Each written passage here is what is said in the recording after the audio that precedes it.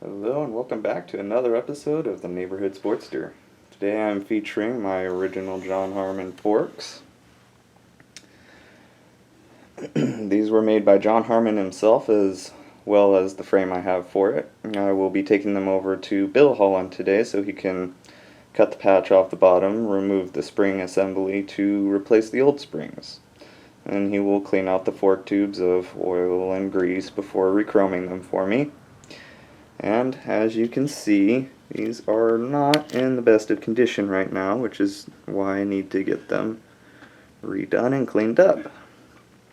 I really cannot wait to see what these look like. I've been searching for months for somebody who can do this, and to find one of the original makers of this specific forks is just awesome. And if you're curious to know more about these forks, I will have links in the description for everybody. Thanks for watching.